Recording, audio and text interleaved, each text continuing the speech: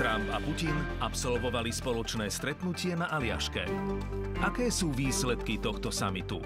Dozviete sa v rozhlasovej diskusii, vysielanej aj na televíznej obrazovke.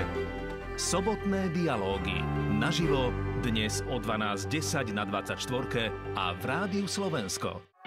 Od majestátnych hôr, úchvatná příroda, cez nádherné historické mestá, úplně mě bolí za krkem, jak se pořád dívám nahoru, až po skryté poklady vidieka. Nabízí nevšední zážitek cesty zpět v čase. Odhaľte tajomstvá krajiny, ktorá dýcha tradíciami a bohatou minulosťou. 3 města, 3 různé příběhy. No má čo ponúknuť aj milovníkom gastronómie, kultúry či nezabudnutelných zážitkov. Vítejte v Bedekru, vítejte u Baltu a vítejte v polském Podlesí. V cestopisnom dokumentárnom seriáli Bedeker, Poľsko. Dnes o 17:30 na 24.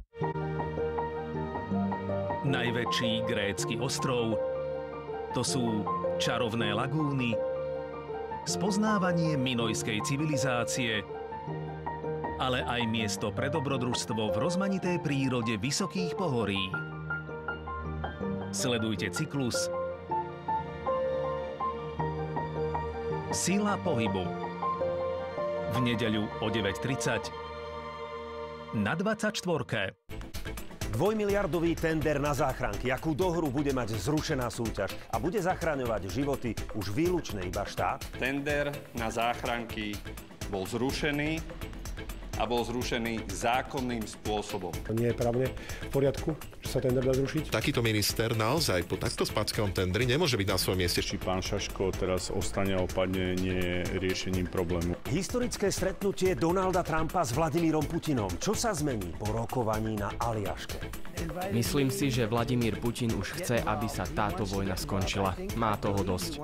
Územie Ukrajiny sa nemôže prejednávať bez našej účasti.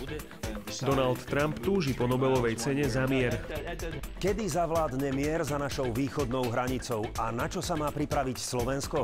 Aj na to sa budeme pýtať v mimoriadnom vydaní Roberta Kaliňáka a Milana Majerského. O 5 minút 12. Naživo v nedeľu o 11:55 na jednotke a 24.